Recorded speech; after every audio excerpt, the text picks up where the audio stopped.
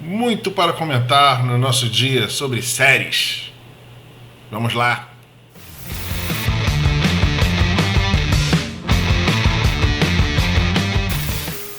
Bom dia, boa tarde, boa noite. Eu sou Aníbal e você está no Macó do Buga. Amigos, vamos dar aquele like no comecinho, nos inscrever no canal e nos encontrar lá no Instagram, @no Macó do Buga.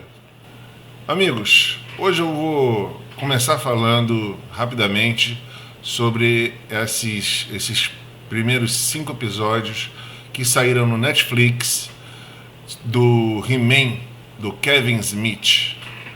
Vamos lá, galera. Estão acusando essa série de ser uma série de lacração, que não se trata de um desenho do He-Man, e sim um desenho da Teela e dela ter uma parceira homoafetiva. E o próprio Kevin Smith já apareceu negando. Na verdade, não é questão de ser ou não ser, né? Isso não está definido no desenho se o personagem é ou não é gay, até porque isso não é relevante dentro da história, e isso não vejo porquê as pessoas ficarem fazendo crítica à série, comentando esse tipo de coisa. Acho realmente completamente irrelevante. Relevante é que o Kevin Smith, que disse mais de uma vez que não era uma série sobre a Teela, com foco na Teela, trouxe os primeiros 5 episódios que são realmente completamente focados nesse personagem. Mas, se eu não estou enganado, amigos, são só os primeiros 5 episódios. Tem muita coisa para acontecer. E mesmo para os grandes fãs do He-Man, vocês têm que admitir que você nunca viu a história do He-Man andar tanto quanto andou. Em 5 capítulozinhos que ele fez, ele teve a ousadia de matar o Adam 2 vezes, de revelar o grande segredo do He-Man, de fazer o mentor ser demitido. As coisas se movimentaram. Ele trouxe o He-Man para nós que gostávamos de He-Man quando éramos crianças. Ele trouxe o He-Man para nós, para a nossa idade, a que nós temos agora. Ele criou um plot que não é aquela coisa repetitiva, aonde o He-Man vai lá, senta uma espinafrada no esqueleto e tem um conselho do He-Man, e no próximo episódio vai acontecer exatamente a mesma coisa. Então, eu acho que antes da gente começar com as críticas, começar com a reclamação, a gente deve esperar pelos próximos episódios, né? Porque eu achei fantástico. Achei fantástico a reimaginação dos personagens. Eu adorei ver os personagens aparecendo com um pouco mais de background, mesmo aquele monte de capanga do esqueleto. Eles se tornaram personagens mais complexos, e todo o desenho ficou realmente muito mais interessante, além do estilo de desenho que me agradou demais. Até o fato do Adam ser um garoto mais esmirrado, né? E é claro, para os tempos de hoje, uma Teela que não parece que se vestiu para a capa da Playboy, o que eu acho muito natural. E esses são os comentários que eu tinha para fazer em relação às críticas que eu tenho escutado sobre essa série do He-Man. Gente, é Kevin Smith. Você sabe quem é Kevin Smith? Você acompanhou a carreira desse diretor? Você sabe quais outras coisas ele fez? Vamos respeitar Kevin Smith, porque ele é um diretor muito bacana, que já trouxe coisas muito legais pra gente. E eu fico aguardando aí, é claro que na maior educação, os seus comentários, para que a gente debata mais sobre esse assunto. Eu acho que as críticas que essa nova série do He-Man sofreu são realmente dignas de um debate bacana e educado.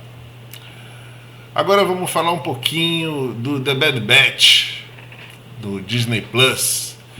E aí eu vou falar com um pouco de tristeza, porque eu venho batendo nessa tecla aqui no canal. Gente, assistam The Clone Wars, assistam The Bad Batch, assistam Rebels, que são as histórias que ilustram melhor os acontecimentos de toda a linha do tempo do universo Star Wars, e são histórias que ficaria caro fazer em live action, não valeria um filme para cinema, não valeria uma série live action. Então eles estão lá num desenho em forma de animação, um desenho muito agradável de se ver, um desenho bem feito, caprichado. Mas infelizmente o que eu tenho para falar do The Bad Batch hoje é que eu nunca vi um capítulo final de temporada, ainda mais sendo a primeira temporada, ser tão fraco quanto foi esse capítulo do The Bad Batch. Nenhuma grande revelação, a não ser que eles achem que essa relação do Crosshair com o resto do grupo seja algo que esteja realmente empolgando a maioria da galera que está assistindo a série. A gente tem ali no grupo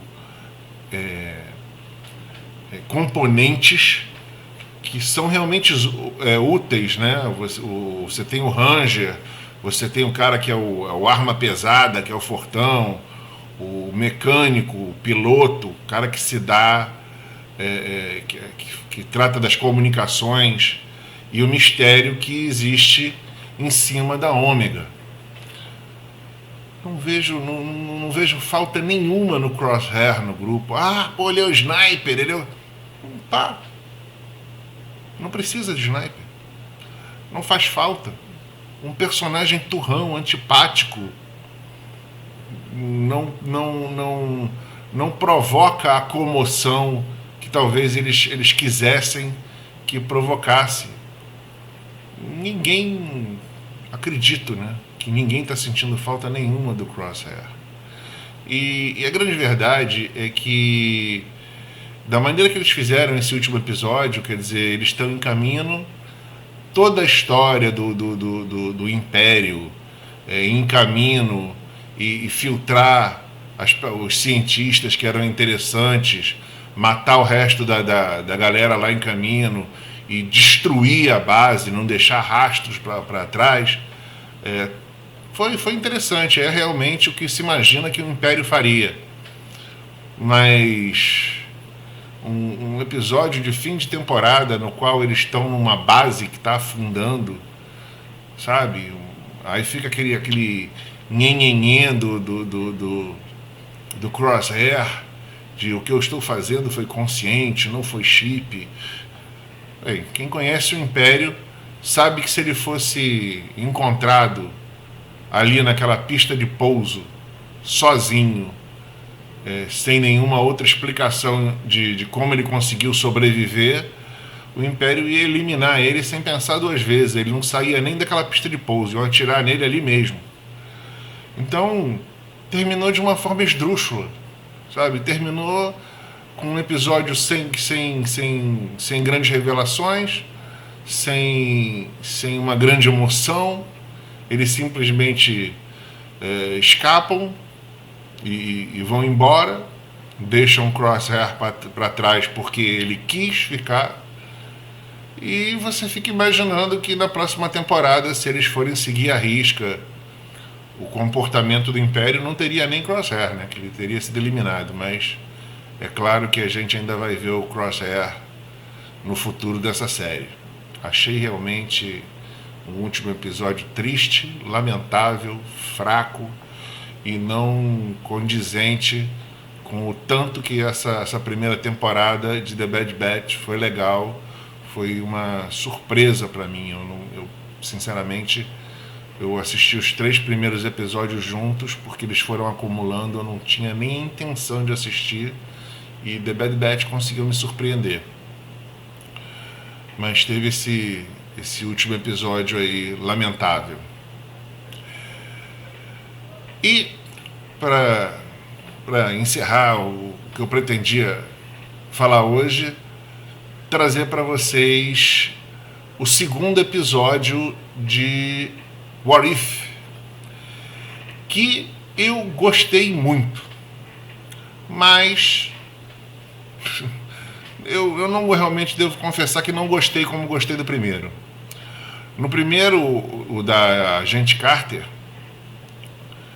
da Capitã Carter, né? A gente teve um momento no qual o Steve Rogers não pôde entrar na máquina para virar o Capitão América. Ela acabou fazendo isso. A história toda foi muito semelhante no decorrer. É como se o tempo tivesse correndo exatamente como correu durante a história do Steve Rogers, né? Pontualmente coisas vieram acontecendo igual ou semelhantes e deu aquela sensação de outro universo, de coisa que aconteceu no paralelo, né? Já nesse segundo episódio a gente tem um acontecimento que ficou por conta da imaginação aí, que foi bem doido o Peter Quill ser trocado pelo T'Challa, mas tudo bem, faz parte. Mas é uma troca que realmente causa uma modificação muito radical. A história que foi contada no segundo episódio, ela não tem mais quase nada a ver com a linha do tempo que a gente conhece. E essa falta de paralelo entre o que de fato teria acontecido e o que aconteceu nesse universo me fez achar um pouquinho mais sem graça esse episódio. Não que eu tenha achado ruim. Bom episódio. Mas ficou coisas ali que acontecem só em desenho animado. Não dá para imaginar nem em outro universo acontecendo. Por exemplo, como o Thanos foi convencido a não realizar seu grande plano, né? E como ele mesmo comenta com as pessoas o tempo todo que ele ainda acha que seria eficiente. Ficou muito coisa de desenho animado, sabe? Ficou muito... Quem viu no live action o personagem pode até considerar a possibilidade de que ele tivesse tomado outro rumo, mas não se tornar um guardião da galáxia, um cara que... E enfraqueceram ele, né? Ele se tornou um personagem muito mais fraco na animação do que a gente viu no cinema, né? O personagem que começa o filme arrebentando com a cara do Hulk sem a menor dificuldade, toma um sacode bonito ali no meio do episódio, que fica difícil até de acreditar. Mas ainda assim, um bom episódio, divertido. No fim das contas, eu acho que é isso que tem que a série tem que trazer pra gente, né? Entretenimento e diversão. E isso ela não deixou de trazer. Não quero ficar sendo chato, mimimi, ficar apontando pequenos detalhes. Mas foi curioso, né? O fato da Gamorra não estar ali, porque como ele nunca conquistou nenhum planeta, ele não conquistou o da Gamorra, mas a nebulosa ainda estava lá, e inteirinha, né? Quer dizer, ou quase inteirinha, sem todas aquelas peças mecatrônicas. No fim das contas foi interessante, mas o primeiro episódio foi bem melhor. Vamos aguardar pelo terceiro que acredito que vai trazer uma história agora com a Gamorra, se eu não me engano, né? Então é isso, amigos. A gente se vê segunda-feira, porque eu quero comentar sobre Space Jam, que foi liberado no HBO Max. Até lá!